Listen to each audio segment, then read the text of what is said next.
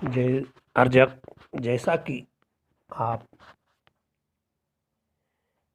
Video के चित्र से ही देख रहे हैं कि करवा चौथ एक ढकोसला का अर्थ होता है झूठी या मिथ्या दिखावा करना। सच्चाई किसी को मालूम नहीं है। दूसरा लिखा हुआ है कि करवा चौथ त्योहार नहीं, त्योहार ब्राह्मणवादी शब्द है जो बुद्ध काल से चला आ रहा था। उस पर ब्राह्मणों ने किसी मूल निवासी समाज की समाज सुधारक की जो कथा थी उस पर एक गप थोप करके उस व्यवस्था को मिटा दिया। जैसे पेरियार को जन्म 17 सितंबर है और उस पर अब विश्वकर्मा को थोपा गया है, और अशोक के जन्मदिन पर अशोक पेड़ की पूजा कराई जा रही है, जिससे अशोक को लोग भूल जाएं कि अशोक वृक्ष की पूजा का दिन है। वैसे ही ये एक त्योहार है नहीं है ब्राह्मणों का। ब्राह्मण के जो त्योहार होते हैं उसका उल्लेख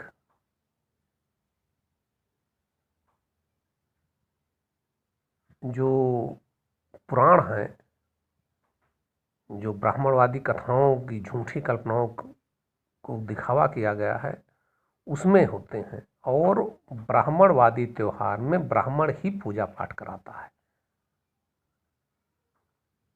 लेकिन इसमें आप देखते होंगे कुछ औरतें इकट्ठा होती हैं और आपस में शाम को दर्शन करके तोड़ देती हैं। दिन भर निराजल व्रत रहती हैं, मतलब पानी तक नहीं पीती हैं। ऐसे ही हरछठ पूजा है। ये हरछठ पूजा की ही तरह से है जो को 19वीं सदी में एक नए रूप में प्रस्तुत किया गया है। हरछठ में भी किसी को बुलाती नहीं है खुद। अब तो ब्राह्मण जाने लगा है, अपनी लालच में वहाँ बैठा रहता है, औरतें उसको चढ़ावा भी दे देती हैं और वो आशीर्वाद भी दे देता है, मंत्र भी पढ़ने लगा है। ये जैसे दुर्किया बोलते हैं और दुरदुरिया बोलते हैं, और फैजाबाद और अयोध्या क्षेत्र में चबवाना है, औसान माई की उसमें कथा सुनाई जाती है। वैसे ये भी एक करवा चौथ गप गढ़ी गई। और जैसा कि आप जानते हैं प्रचार के लिए फिल्मों का सहारा लिया जाता है, तो फिल्म में जो मूवी है ये दिलवाले दुल्हनिया ले जाएंगे, उसमें इसको दिखा दिया गया। उसके बाद इसका प्रचार शुरू हुआ, फिर तमाम फिल्मों में दाएं बाएं भोजपुरी या क्षेत्रीय फिल्मों में आया। और इस पर कुछ गप्पे हैं, देखिए कैसे ही गप गढ़ी गई है। तो करवा चौथ पहले जान ले होता कब है। करवा चौथ जब जाड़ा शुरुआत होता है, कार्तिक के शुक्ल पक्ष की चौथ यानी चतुर्दशी जिसको बोल चौथ को ये होता है, इसीलिए इसको करवा चौथ कहा जाता है। तो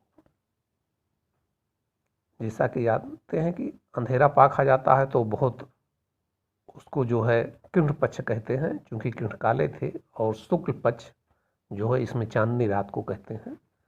तो चांद जल्दी निकलता है और उसमें देर से निकलता है, उसी समय ये, इसलिए इसको शुक्ल पक्ष में लिया गया है। तो चांद जो है वो 8 बजे के लगभग तक, मतलब 7-8-6 बजे सूर्य बैठा तो 7-8 बजे तक दिखाई दे जाता है।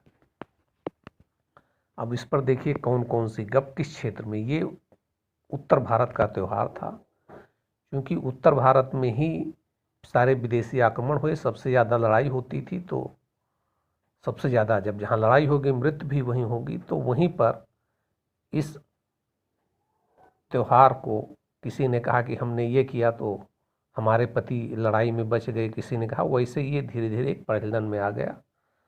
तो पूजा औरतें पति की करने लगीं, कि जिससे पति जो है बच जाए। तो अधिकतर त्यौहार आप देखेंगे उत्तर भारत में ही है, जिसमें मध्य प्रदेश, राजस्थान के मैक्सिमम क्षेत्र आते हैं। राजस्थान क्षेत्र में ज़्यादा लड़ाइयाँ हुई, क्योंकि पंजाब क्षेत्र में काराकोरम दर्रा उधर से ही है और उधर से ही सारे विदेशी स्थल मार्ग से आए।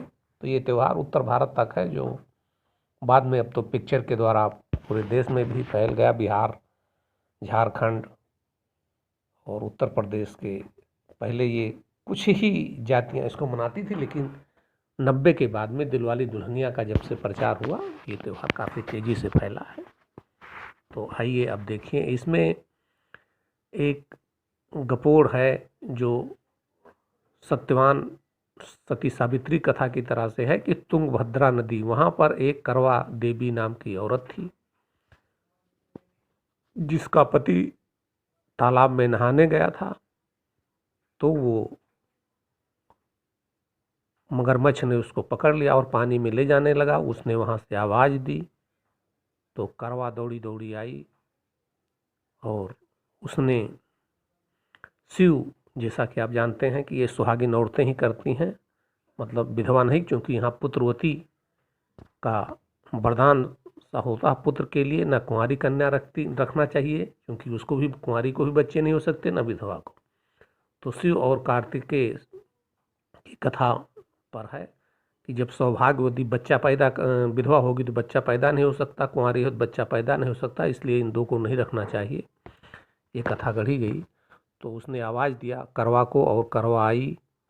उसने शिव की आराधना किया तो उसको पुत्रवती भव का वरदान मिला। और जब उसने बताया तो कि हम कैसे होंगे तो पुत्रवती, तो उसे जीवित किया गया और वो बच गया। तभी से वो करवा चौथ कहलाने लगा। उत्तर भारत में इस पर कुछ दूसरी कथा है, हर क्षेत्रीय कथाएं गढ़ी गई हैं, जैसे कि रामायण के तमाम रूप कथाएं मिलती हैं। तो इसमें मेन इस वीडियो को बनाने का उद्देश्य यही था कि ये त्यौहार नहीं है, क्योंकि इसको ब्राह्मण संपन्न नहीं कराता है, ब्राह्मण नहीं बुलाया जाता है इसमें। कि जैसा कि आप देखते हैं एकादशी को, वो ब्राह्मण का त्यौहार है।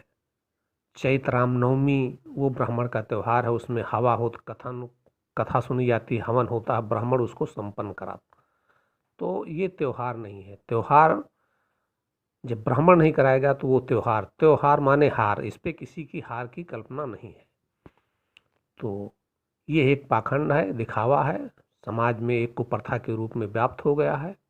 और अर्जक संघ मांगता है, अर्जक संघ की ये मान्यता है कि जो चीज़ मानव के लिए हितकारी नहीं है, कष्टकारी हो, उसे मानव धर्म नहीं कहा जा सकता है। इसलिए अर्जक इसको मानव को व्यवहार में लाने के लिए इसी व्यवस्था का विरोध करता है और इसको एक पाखंड मानता है।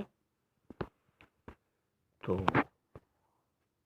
बस एक जानकारी के लिए है, बाकी आप सोचें समझें, दिमाग चलाएं, क्योंकि क्रांत क्यों कैसे में रामस्वरूप वर्मा जी ने बहुत स्पष्ट लिखा है कि शूद्र जो जिसने तर्क करना नहीं सीखा, उसकी स्थिति आज जानवर से भी ज़्यादा खराब है। क्यों कि विवेक बुद्ध के कारण मानव अन्य प्राणियों से श्रेष्ठ बना, सहज बुद्ध प्राणी यानी जानवरों से। और जब इसने तर्क नहीं किया तो बुद्धि का उपयोग नहीं किया, तो इसकी स्थिति आज जानवर से भी खराब हो गई है। मैला खाने वाली गाय आज पूज्य है, पवित्र है, और शूद्र को लोग न देखना पसंद करते हैं, न बगल बैठाना, और नफरत, नीच, गलत भावना से देखते हैं, क्योंकि उसने तर्क नहीं किया कि हम नीच कैसे हैं, हम अछूत कैसे हैं, और गाय तुम्हारी पवित्र कैसे है। तो खाली ये दिमाग चलाओ, सोचो, इसी के लिए वीडियो दिया गया है। पहले जानो तो मानो, जो अर्जक का मुख्य नारा है। जय अर्जक।